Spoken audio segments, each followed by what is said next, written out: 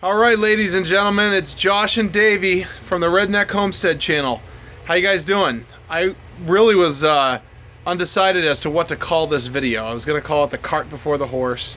I was going to call it a whole bunch of different things. So we'll start off the video by saying that this video is way out of order from some of the videos that I've wanted to do to get out to you guys, because a lot's been going on in this time when I've been absent, with a new little guy being born and all kinds of other things, getting ready for winter. So let's get right into this here, and I'll explain as I go. It's a little easier that way.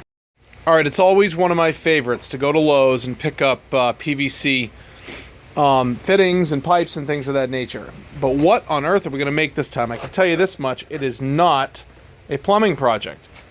We have some 2-inch PVC pipes, 1.5 inches. We have an 1.5-inch ball valve here. We have a 2-inch to 1.5 inch reducer, a couple of 1.5 inch 90s, a 3-inch to 1.5 inch, 3-inch, no, yeah, inch and a half, sorry, 3-inch, 1.5 inch reducer, and then we have a 3-inch end cap that I've already drilled a hole in. And then I have a valve stem for a tire, an old one that I had just kicking around the shop. One of the examples of junk that I collect, that Julie's always like, why don't you throw that stuff out? Oh, and of course, what would one of these weird projects be without a cheap Shakespeare fishing reel and 150 yards of 50-pound monofilament fishing line? All right, so what are we doing here? Well, I've got to tell you that this is going to be one of the simpler, faster, and easier little projects, but you're going to question why on earth I'm doing this. Taking a tennis ball launcher, or actually, more appropriately, an antenna launcher. And what on earth is an antenna launcher, and why am I launching an antenna? Well, over the past few months, I have gotten totally obsessed with amateur radio. And it's something I've been interested in doing for, gosh, 20 or 25 years now. And I finally took the plunge and decided to just do it.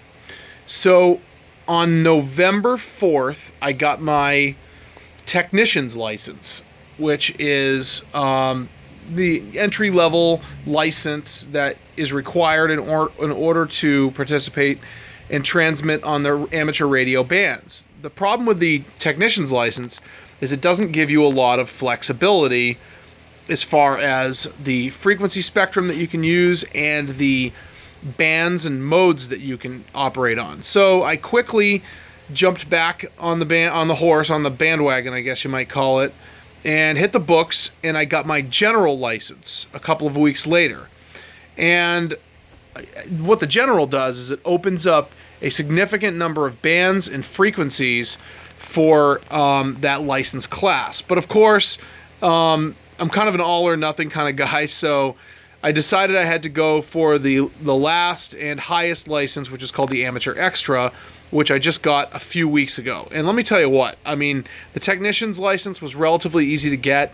I got one wrong on the test, and I'm not saying that to brag, but there were 400 and something questions in the pool, and I know they graded it wrong because I knew every single answer. And then come the general was quite a bit harder, but still not outrageous. I aced that test. I can't believe it. I've never been a very good student. If my mom and dad watch this video, they're going to be like, wait a minute, this isn't the same Josh that we knew from high school. So then come the Amateur Extra test. That was very, very difficult. There was a lot of physics, a lot of math, a lot of calculations, a lot of things to remember, and the question pool was almost twice as large. I got 3 wrong on that for a 94, so I'm pretty proud of myself because that's the best student I've ever been in my life. So I went out and bought myself a pretty nice amateur radio, all band, all modes rig. I got a couple of antennas, one for VHF, UHF for kind of local communications, and a dipole antenna, which is basically a wire that's fed from the center, and it's got two lobes. There's one feed line that goes up, and then one lobe of the dipole goes in one direction and the other goes in the other direction. And it's strung up between two trees. Now, without getting into all of the science behind it, the general rule of thumb is for long distance communication, for HF, it's called HF, high frequency, as opposed to very high frequency. So high frequency is actually lower than very high frequency. The rule of thumb is you need to get your antennas up as high as possible.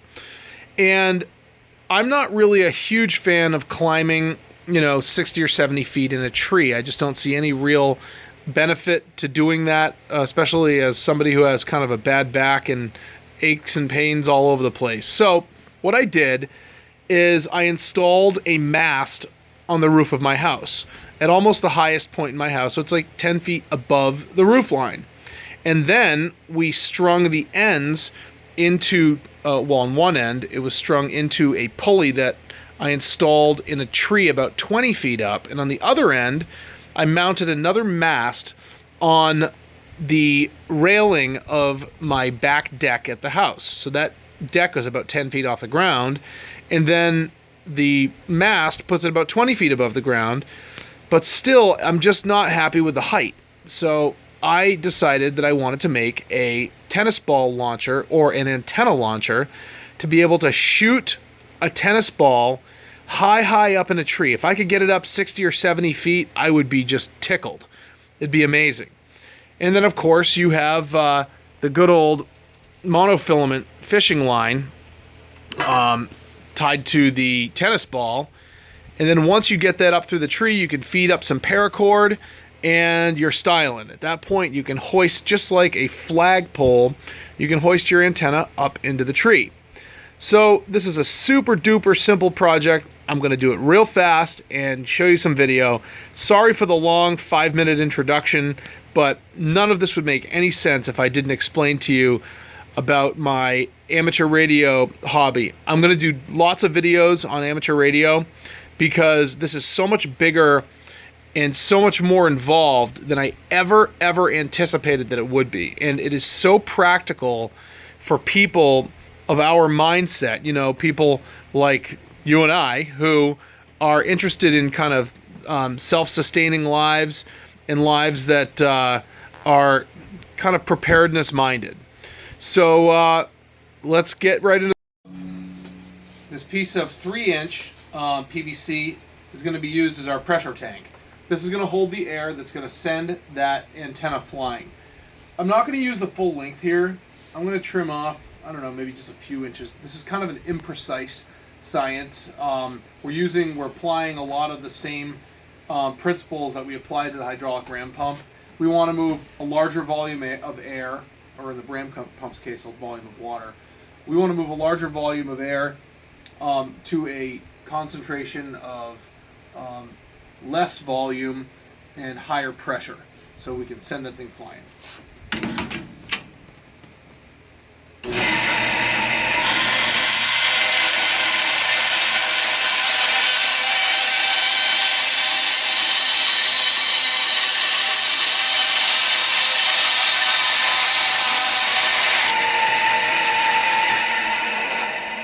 And you know what? Shame on me for not wearing my safety glasses. I am like the first guy to be a stickler about this. Shame on me. So please, no comments about the safety glasses. I know. All it takes is one time, and that was stupid, but I did it. Okay, so this is cut down approximately to size, and then we're just going to dry fit this all together. Now, the first thing I'm going to do off camera is I'm going to use contact cement, contact adhesive, and put this valve stem in the hole that I've drilled here. I'm just going to dry fit it real quick.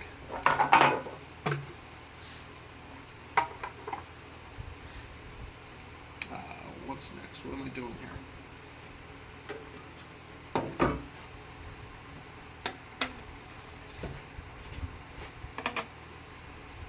One thing I haven't done, which I have to do, is I need to cut up a couple of inch and a half couplers So I'll do that on the bandsaw. But I'll show you here what the basic setup's going to be, just like that. And we're going to put the fishing reel right here. We'll mount that with a couple of zip ties. So when the antenna or the tennis ball goes flying out the barrel here, we have some fishing lead. So this is it. I mean, this is it in its fully assembled form. It's only dry fitted. It's not cleaned and glued down, but this is all it's going to be.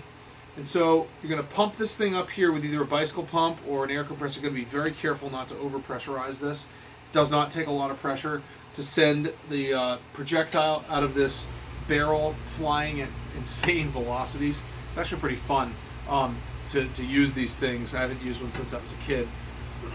This it can be built much more complicatedly. It can be built using a lot more efficient design, but like I said, this is one of those tools that you use only periodically when you're shooting an antenna up into a tree. And so this is going to be something that lives in the basement of the shop. It gets pulled out only when it's needed. This part's a boring part. It's gluing it all up. I've got it all primed, and again, this is not going to be my best plumbing job here, but then again, we're not plumbing. So we'll come back as soon as this part is done. We're all put back together. Bam! There's our new antenna launcher. Isn't that cool? It's not totally dry yet, but I'll give you a better view of what this is all about. It's really super simple. You pressurize this container here with the valve shut. Shut would be like that. And then no air can get through here. And see? You know we're rednecks here because we're using pipe that says not for pressure. And we're just going to rely on the factor of safety and the fact that, well, it probably can be pressurized. We'll just see what happens. We're only going to put, I don't know, 30 pounds maybe. 30, maybe 40. I don't know. We'll see. I mean, I don't know how many pounds this thing is going to operate best with, depending on what we use for a projectile. What I'm thinking for a projectile is just a roll of duct tape, or a ball of duct tape. So we'll see. As soon as this thing dries up completely, I'm going to mount this fishing reel here. I'm going to mount it just like this. I haven't taken it out of the package yet. And so when it shoots the projectile up, it's going to take this 50-pound test out of the reel, and then I'm just going to reel it right back in when we're done.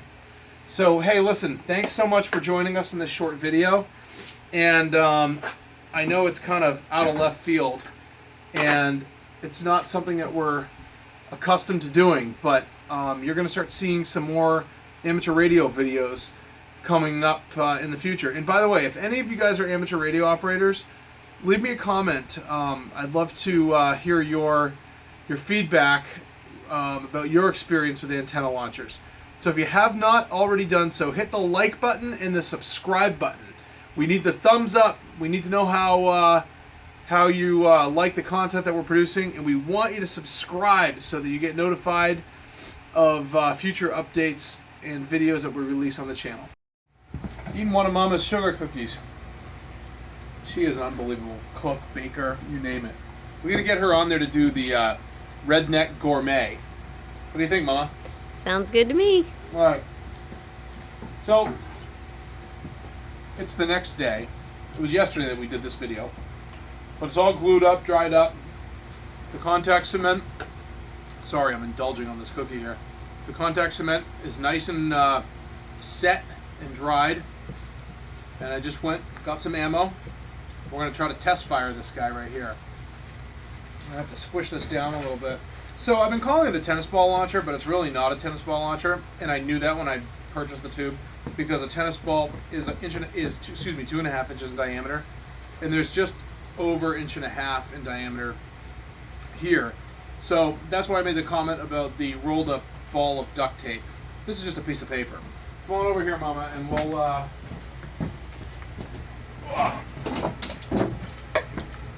normally we just use a bicycle pump, but I'll use an air compressor. Makes easy work of what we're doing here. I want to get this thing up to around 40 pounds. 40 pounds. All right. Our cannon is loaded. Ready? Ready, Joshua? Yeah. You ready to see it go flying? Yeah. Okay, watch it. Okay. Watch it. Ready? That was pretty cool, huh? That was. All right. Well, there you have it, folks. The antenna. I want to get this thing up to around 40 pounds. 40 pounds. All right. Our cannon is loaded. Ready? Ready, Joshua? Yeah. You ready to see it go flying? Yeah. Okay, watch it. Okay. Watch it. Ready?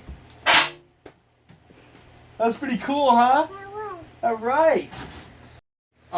The antenna slash tennis ball slash duct tape ball launcher for about $10. Fun little project. Even if you don't need to send a ham radio antenna 80 feet up into the air, it's a fun little project that you can do with your kids, and you can launch potatoes and whatever else, garden vegetables out of it if you want. And if you haven't already hit the like button, the thumbs up button, hit it now, please. And if you're not a subscriber, please hit the subscribe button. We'll catch you in 2016. Happy New Year's.